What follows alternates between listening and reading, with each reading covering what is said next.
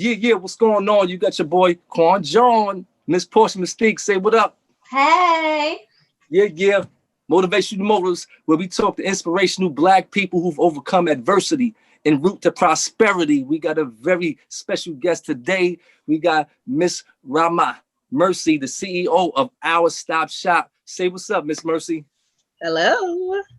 All right. So today she's going to introduce us to, what services she provides and who she is. And we're going to get down into the nitty gritty of what her MRI is. All right. So first and foremost, Rama, tell us a little bit about yourself and, basically, how did you get to this point in your life as a business owner? So Our Stop Shop is my third business, first business partnership, which is very different, but also amazing. So how I got here, truthfully speaking,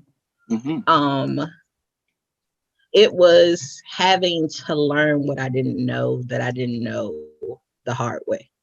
It was trial and error, suffering through mistakes, and stumbling upon connections that I never could have imagined, to be able to learn things that were never even said in conversations around me, despite how many different people I was connected to. And I realized that prevention, an ounce of prevention is worth way more than a pound of cure will ever be. And I realized that if it required all of this for me to learn these things, right? And I was seeking clarity, seeking answers, seeking information aggressively, then I can only imagine how many people just don't know what they don't know, because they don't have the advantage to be able to leave their comfort zone. They don't have the advantage to be able to leave their environment. Their personal points of reference don't have the capacity to think like that, because they were never even exposed to those being options, And so my desire was to just be a bridge, because a lot of it is happening in our environments. We're just victims to the effects of it, right?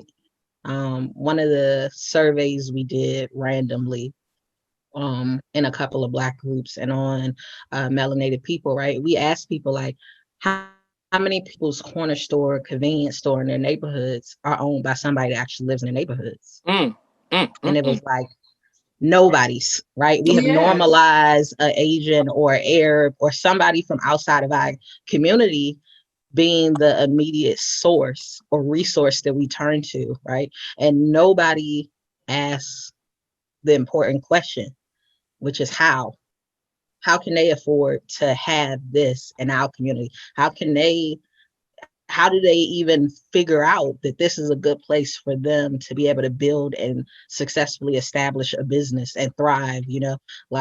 None of these questions are ever, they never arise, because the normalcy of people in our communities owning versus just being able to afford the more expensive things, it's almost systemic, but once you start to ask those questions, it unfolds a whole different perspective and way of life to you than anything that what you see in those communities, right? And so it was really important that, all right, you don't know what you don't know. It's the age of technology, so it's really easy to say people should be able to figure it out. They got this phone, they can ask Siri. But how often can you just open up your phone and say, hey, Siri, what am I missing? And Siri is like, oh, well, you're not hip to wholesaling, or you're not hip to, you know what I'm saying? Like Siri is not an omniscient God type of feature. It's just the answer to very specific questions or requests. So it was like, you still need to have something to bridge the gap between what you know and what you need to look up to learn. Right. And once we realized that, we were like, look, for every one person that genuinely wants to learn and grow and evolve, it's somebody that don't care. But do you throw the baby out with the bathwater because they come from the same environment? No. You want to be the ability for them to transition. Not everybody should bootstrap it because it's not realistic. Right. But that's what we've been conditioned to do. Right. And to praise and to like that is the example that we uphold versus realizing that, all right, there has to be a middle ground to allow for this gap to be filled more effectively and easier, and more timely, right? Because we see 50, 60-year-olds achieve milestones that 20 and 30-year-olds and other ethnic groups are achieving. And as great as it is to praise those, it's like there's a whole generation that suffered through that with them. Like their grown-ups are now seeing the fruits of those labors versus a child having that as the foundation to be built upon. That's Right. how you create intergenerational shifts in narratives. That's how you create gratitude, but you also raise the bar in a healthy nature, right? So all of that, all of that mouthful was what drove us, what drove us to just be like, all right, this something that's got to give, Right. and I'm not waiting for nobody to come save me because Right. goddamn, I'll drown here waiting for a savior. Like you got to be a part of your own rescue. God bless So you. that's what really made us like, all right, like, so what? We don't need to convince everybody. Like Right. if we are just a vessel for those who are trying to already do the work, they just don't know where to start, then the momentum will have the necessary effect it needs to have. I was telling Portia Mystique, you know, when I was doing my research on you and your business, you know, I was looking at your talks and your public speaking, and I was like, yo, I like her. Then I said Portia Mystique, and I like you because it's like your the energy you exude, it exudes. Nobody not gonna hold me back. You understand? And I'm gonna get this. You know what I mean? But it also exudes. When I eat, I want us to eat. Exactly. And Black people don't have that sense of collectivism. You know what I'm saying? So that survey that you said that you're presented to the public is, of course, the numbers weren't startling because we actually already know what, you know, the numbers were going to depict. But I thought about myself because when I go into my corner store, of course, it's in Arabic. But you want to know something? They have their two little children behind the counter already. So you see what they doing when we don't see that with our Black people. We don't see our Black people got their 10, 11-year-old behind the counter. You want to know why? Because most of us, we don't even trust our 10, 11-year-old. You understand? That's real. Am I right? Real. No. So this Arabic community, you see how they're implementing wealth already? Just by allowing him to deal with the money right now, allowing him to form his customer service skills and transferable skills he can take to another industry.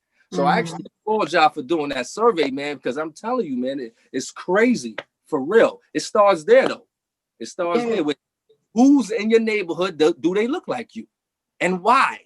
Like you said, like, you know, how did they know they could come here and get money?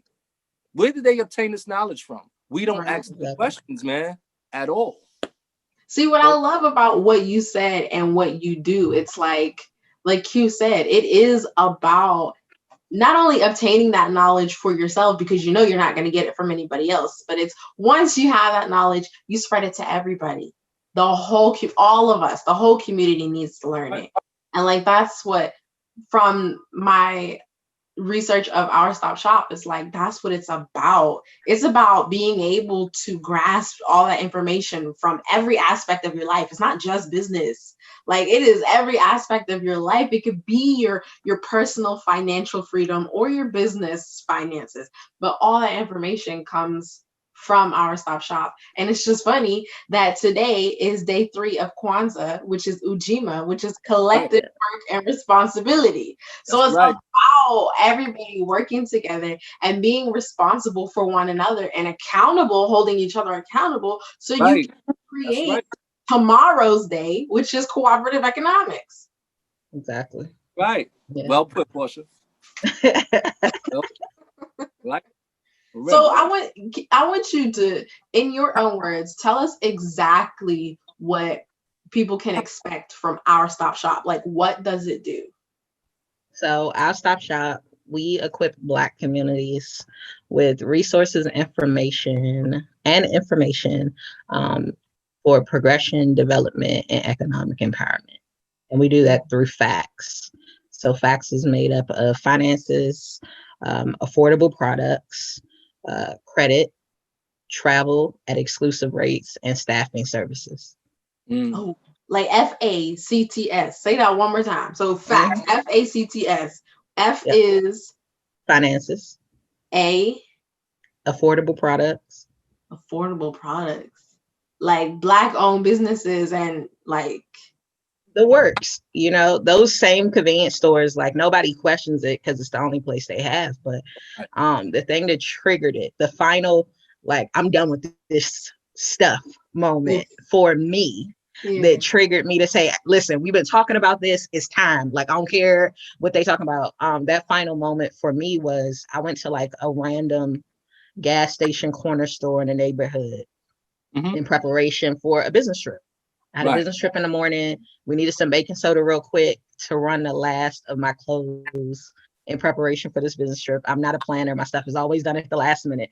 Like, bag is just getting packed 3 hours before I pull out. So anywho, so I need to fill up the tank for the trip, and I needed to get baking soda. I was like, I'm not about to hit more than one place. So after I got gas, I went out, grabbed like a little small box of baking soda, like the little normal 60-cent box of baking soda from the grocery from the store. And so I had him ring everything up because I'm ready to go. And he rings it up. I go back to the car and I look at the receipt. I'm not a guy. I look at my receipts. I ask for my receipts. Like, we use our receipts to earn cash back and stuff like that. So I looked at the receipt and said, hold the hell up. This baking soda was $3. And I flipped. I flipped. Like, I was mad. I was like belligerent mad. Okay. And the reason why it wasn't off the strength of me not being able to afford it. It wasn't off the strength of like it being out of reach or anything like that. It was like, there are people who are dependent on this. The buses stopped running at a certain point in my city. Like the closest grocery store, convenience store, it's like a 2-3 minute drive for me with a car, but somebody else, that's a whole planning process. That's an Uber trip. That's like you having to plan out when the bus leave, when the bus come. That's you finding childcare for the kids. Like, that's a monthly trip for you. So in the event you're like me and you wash all your clothes with baking soda too, whatever, like, this is your point of reference. This is your resource. This is your supplier for your company. I mean, for your community, literally charging 4 or 5 times the local store price for something as basic as that. And I can't imagine what they're charging for other stuff for something that minimalistic, that should not be relevant, to have that type of price point on it because they can get away with it in your community. It speaks volumes about what they see. You know what I'm saying? And it also speaks volumes to how they say being poor is the most expensive state of life to go through, And so I was livid. That did it for me. I was like, Young, like, we've been talking about this stuff. It's time to get all wheels in motion and let's make this happen, because these people will hold you hostage to your situation if you depend on them to be your help. So that was the F this, let's get it. The moment that triggered pretty much everything now having to be an all-encompassing thing. Like the staffing, that was its own company for years. And I was successfully making all of this money from corporate contracts with major brands, just needing people to help out with certain events throughout the country, and those didn't require background checks. Those didn't require drug tests. Those were paying 2 to 4 times the amount that minimum wage is, like stuff like that. And it was like, these are the things we don't know that we don't know. But we feel like we gotta tough it all out to work at somebody's Walmart or work at somebody's local Preach. grocery store that's still paying minimum wage because they Preach. can, you know, like work at somebody's movie theater where they're not even eligible for overtime pay because of how they classify themselves. Like I think about those things and it's like, I'm good, but I don't want to be good when I'm the only person eating. Right. Like I don't want everybody to be dependent on Right. eating off my table to Right. be okay. Right. You Right. know, like I like steak and shrimp. Like I like crabs. Like it's cool for y'all to come over, but do I want to have to cover that type of buffet for 50 people every week? Or do I want to make sure I can get you in a place where you can afford to eat based on your quality standards Right. off your own table? And that was the thing. It's like, all right, you need to know what I know so you can do what you would do with the same resources if you had them at your disposal. Let's see how you would move with that information, with that opportunity, with that type of pay bump, you know? And so it was things like that. I've been like, man, this is not, you know. You know, it's very interesting that you say that. You know, I like the analogy of you know, you like shrimp and steak, and you don't want to be sitting at the table having to flip the whole bill for everybody because one, what that's going to do? That's going to encourage jealousy. You know what I'm saying? From our people. You understand? And it's like, and it's crazy. Like, you know, we're creatures of habit. You know what I'm saying? And some of us are used to wanting to be the biggest wig on the block, right? Yeah. Not the collective biggest wigs of the block, owns the block. You understand? So it's like, you know, that type of humility that you have. I mean, that's something that you know, it got to be taught from young. Because once a person gets, you know, to 20, 30, 40 years old, they become real jaded, man. You know, but how did you? So I'm assuming that at one point in time in your younger age that you were a worker and you were on the corporate plantation, if you will, and you made a transition to ownership, right? Am I right? So let me tell you what's so funny about that. So I was raised in the arts. I was actually a black sheep in my family because of that for a number of years. Right. I was raised in the arts. So from like 13, I was traveling and performing. That was like my thing, right? I went to a performing arts high school to just like kick that into even higher gear, right? Excellent. Shout out to Disa. And so when I transitioned to go to undergrad, I went through the biggest culture shock. I left everything behind to go from DC, dead in the middle of the arts, thriving, making pretty high double digits pay from all through high school to now being in middle of nowhere, Arizona, in this traditional life. And luckily, I also was trained in cosmetology. So I made my money off of doing hair, right? Because I was literally the only Black person in the city where my school was that could do Black hair. So I made my money off of that. That's what pretty much funded my first year plus of undergrad, because I came over from DC with all these grants and scholarships that the financial aid department at NAU did not know how to process. So they were filling out paperwork wrong. Like I was waiting for refund checks until spring, like right before the semester ended is when I got my first like refund check from all my grant scholarships. So like I really had to tough it out or I wouldn't even been able to afford textbooks for my freshman year of college.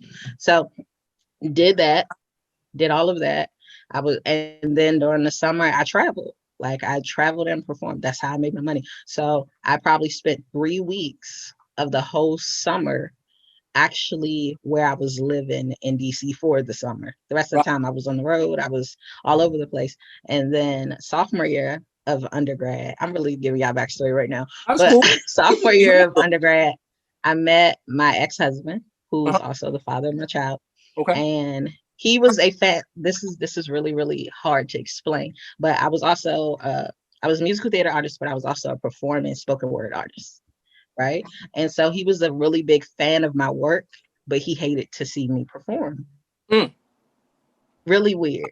Right. So like he could listen to me on CDs and stuff all day, but he could not deal with me actually performing my work live. And so, you know, by the end of sophomore year, Mother's Day it's so funny to me. Mother's Day, the middle of finals week, studying for finals week, I found out I'm being mom on Mother's Day. Whoa. And that changed everything. Now I have to hear what he's talking about, and I got to be receptive of it, because it's like this whole kid is about to be on the way, and we stuck with each other now, right? And so, so that was the shift that I had to make. It was like, well, I can't be this traveling newborn baby, no family around mom. Like that's it's not going to be a good look having some random people in the audience holding your kid while you're on stage, you know. And um so I made the transition from performing to now being this housewife, yada yada yada. Long story short, that didn't work out, but I now have this infant, pretty much, and I am like, I can't do what I did. She requires stability. And Right. so I tried my hardest to find traditional corporate jobs. Right. Nobody would hire me. Really. My resume, my musical theater, all of this training, all of this stuff, right? They didn't understand. My resume was like 3 pages long, for real, Wow. for real. Because all of this training I was taught in the arts community, they didn't understand how it translated to corporate America. Meanwhile, I was a, I would have probably been somebody, a number of people bomb employees or whatever, um, but it was like, because they didn't translate how it worked, people Hmm. weren't hiring me. So I learned unconventional ways. Like I made money off hair, and then I learned about other stuff. Including working from home through customer service, where they trained you for the position. So that took all of the pre-qualifications out of it, right? So I did that for a while, but then I realized it's not me, but I realized how powerful it was for even somebody like me as an artist, or as a student who just uprooted herself to go to school somewhere else, or as somebody just staying at home and needing a supplement income, stuff like that. And so that became one of the arsenals in our tool belt. It was like, that's powerful.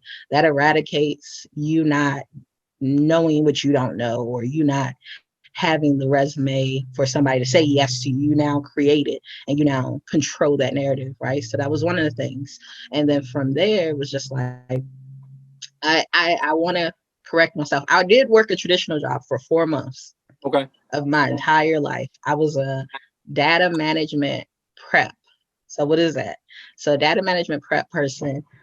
So a lot of the old school industries, those businesses that have been around since the beginning of time, a lot of them, they had huge files with all of the documents and stuff from since the beginning of time, right? And so they end up bringing in companies to convert them to digital at some point. So the one job I ever worked traditionally, I worked it for 4 months, and the project they were taking on, they were converting all of the active prison files Hmm. to digital. Mm. So for me, it was right. You're getting all the stuff out. You're separating it. You're getting rid. You're cleaning it up to prepare for it to be transcribed digitally as well as possible. Now, mind, some of these files are people that's been in jail since they were teens, and Mm. they're deep into their 60s, 70s, still in prison. So their prison files, like, I mean, and they got everything in it. They got every letter they ever written, every interaction, every write-up, anything that was ever confiscated from like the works, you know? And so during that time, I dislocated my arm, worked through it, crazy story. And then the thing that made me quit that job was it didn't pay. It was the first and only job I ever worked that paid me a single digit pay. Mm. I think I was paid like 850, something like that an hour. And right. So I worked that job with the hopes that I would get my performance review and a raise. And once he said something about, I can't remember. One, they never paid on time, which is actually against federal labor laws, might I add. I literally could have sued them and had them pay me a day's salary for every day that was late, but that's a whole nother conversation for a whole different day. But they never paid on time. I was getting like partial checks, advancement checks for checks that was like a week, 2 weeks late. You know, that was one part. But then secondly, once they said there was a pay freeze, I quit. I went on unemployment. I started my first company with the unemployment payout. We go. That's how that happened. Because I said, because the biggest compromise I was making with that traditional job, I was working 50, 60-hour weeks just to get the double-digit bump, And right? how old was your baby at the time? My daughter was like 2, maybe. Oh my God. Maybe 2. Like, and the issue was it had gotten so tough because at this time I was homeless too.